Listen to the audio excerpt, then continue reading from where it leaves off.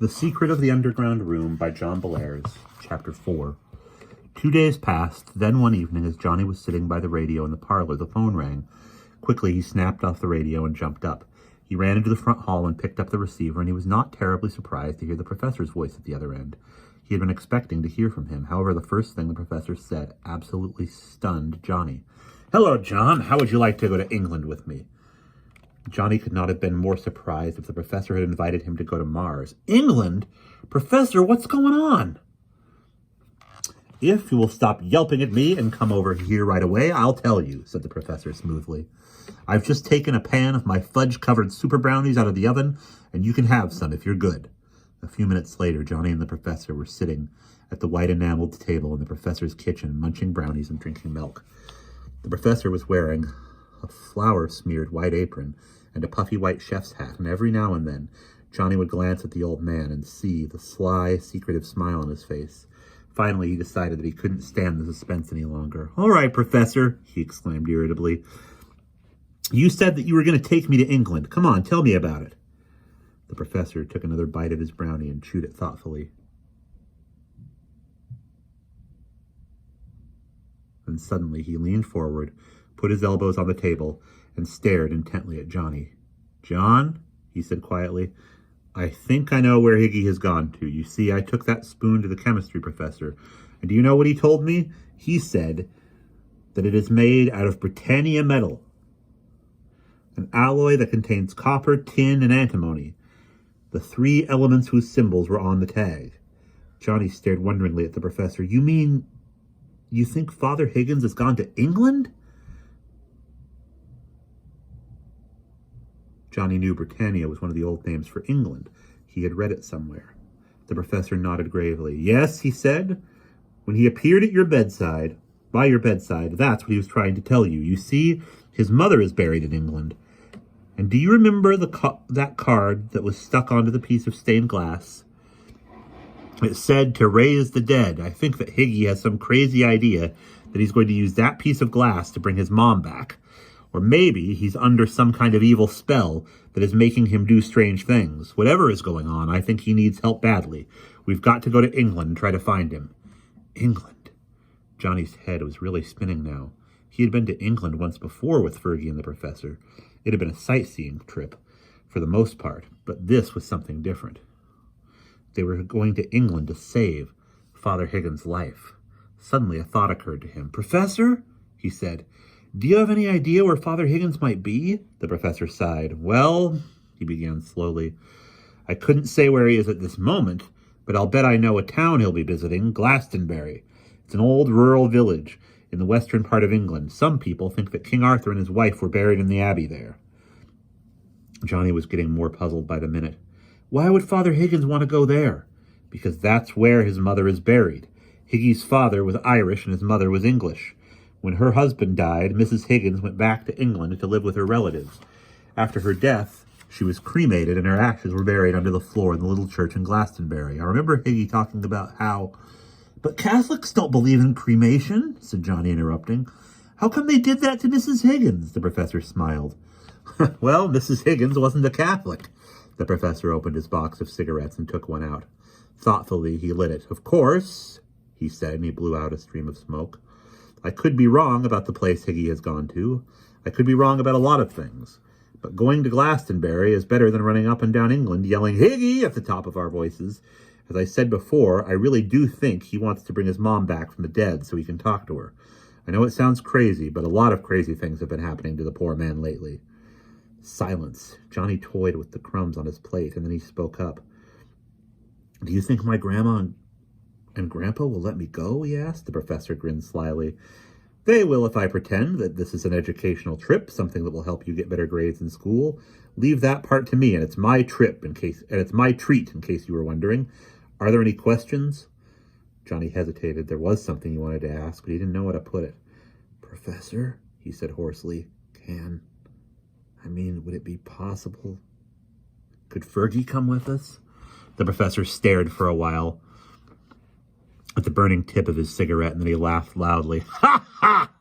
This is turning into an expedition, isn't it? Well, I suppose we could take young Byron along. Do you think his parents would let him go?" Johnny stared hard at the tabletop. He was beginning to feel embarrassed. "I think they would if you paid his way," he said in a low voice. Said the professor as he scratched at his chin. "You know, Byron is pretty strong. If it turns out Higgy is off his rocker, then it might take 3 of us to hold him down. All right, let's include Byron too." Johnny was very busy for the next 2 weeks. He bought new clothes, read guidebooks, and talked a lot with Fergie about the trip. Finally, on a sunny, warm day, they all went down to Boston in the professor's car. The professor drove to the airport parking lot and left the car so he could use it on his return. The 3 of them flew across the Atlantic on a big 4-engine plane, and when they landed at the airport, they took another taxi to Paddington Station in London. There, they caught a train for the city of Bath, which is a double-decker bus ride away from Glastonbury. The professor had reserved rooms for them at a Glastonbury hotel called the Cross Keys, and by the time they arrived in the evening, the travelers were very tired. After they had been shown their rooms, Johnny, Fergie, and the professor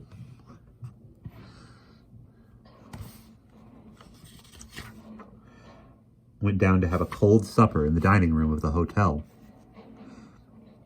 Then they went outdoors and walked in the mild June air. Although it was after 9:30, it was light enough to read a newspaper on the street. In the distance, the gaunt ruins of the abbey loomed, and towering over the town rose a high, steep hill called Glastonbury Tor. On top of the tor stood a stone building called St. Michael's Tower. It looked as if it belonged to a church that had somehow mysteriously disappeared. They wandered around for only a short time and then headed back toward the inn in their nice soft beds.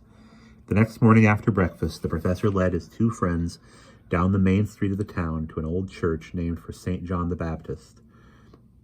Before entering the church, the professor stepped back and peered up at the tower. Then he reached into his jacket pocket and took out a folded sheet of paper. As he opened it, the 2 boys crowded in next to him and peered over his shoulder. Fergie was thoroughly puzzled, but Johnny knew the professor had copied down all the mysterious notes that had been sent to Father Higgins.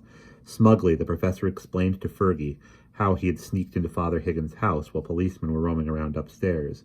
"And so I copied the notes down as fast as I could and scrammed," said the professor.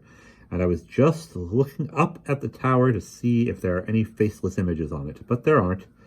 He paused and folded the paper again. "Well, gentlemen, shall we go in?"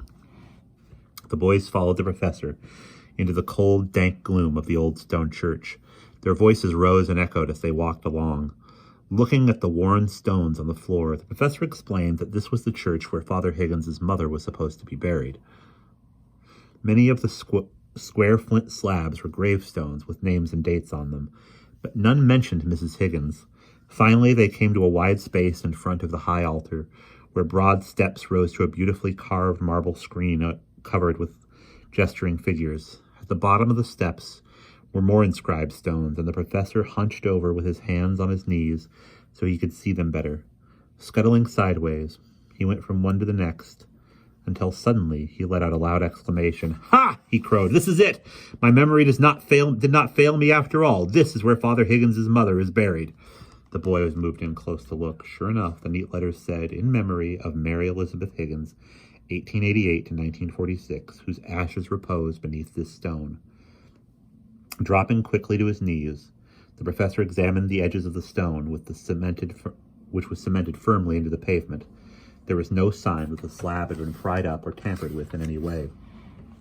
"Huh!" snorted the professor as he pulled himself to his feet. "So maybe I was wrong about what Higgy is trying to do. He's had plenty of time to come here, swipe his mom's ashes, and skedaddle. But then, if he isn't planning to raise his mother's—" "Excuse me, sir," said a deep, grave voice, "but I was wondering if I could be of any assistance to you." The professor looked up. Standing above him was a lean, tall old clergyman in a floor-length black cassock. He had a long, horsey face and big, droopy ears. A mop of white hair hung down over his forehead. Startled and flustered, the professor tried to make up a story on the spur of the moment. He didn't dare tell the man why they were really there. Ahem," spluttered the professor, and his mind raced madly. We, that is, have a friend in America whose mother is buried here. I promised that we would look up his mother's grave while we were in England." A faint smile creased the old man's lips.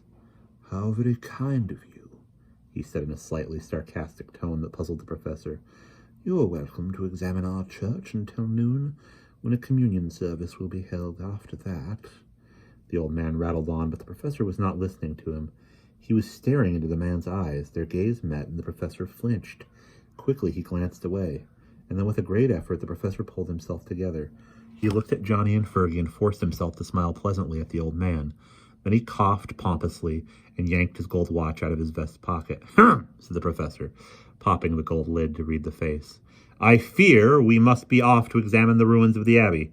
Thank you for your kindness, sir, and I'm sorry our visit has been so short. Awkwardly, the professor started to shake hands with the clergyman, but at the last minute he closed his hand into a fist, turned and stalked out of the church. The boys followed him with bewildered expressions on their faces. When they were outside and the church door had closed behind them, the boys turned to the professor. They were waiting for an explanation. What was that all about, Prof? Asked Fergie. The professor folded his arms and looked grim. Johnny noticed that the corner of his mouth was twitching, as it often did when he was upset. I'll explain it to you in a minute, said the professor in a strange voice. I don't want to talk about it now. What a shock! Let's go and have a look at the ruins of the abbey.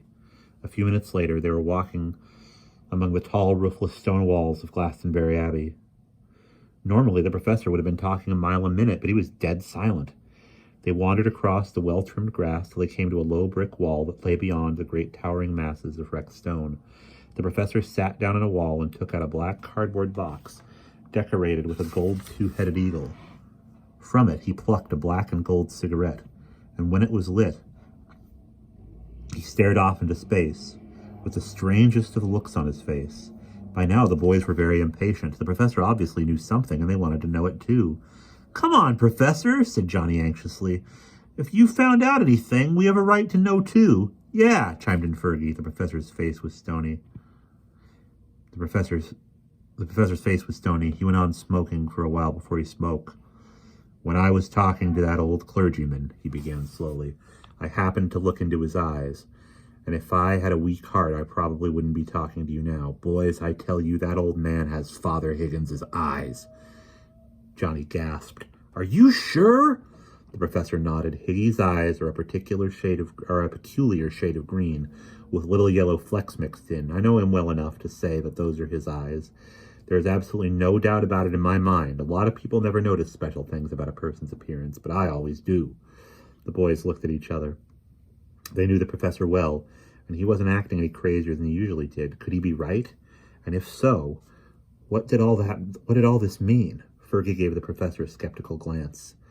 So, do you mean that Father Higgins is dead and that old coot stole his eyes? No, snapped the professor. I didn't say that at all. What I mean is that was Father Higgins we were talking to. Some evil spirit has invaded his body, and it has changed his appearance for some unknown reason. And if you ask me why some spirit would want to snatch our poor friend, I don't know, Lord above. Not in my wildest dreams would I have believed that this was possible. And that is the end of chapter 4.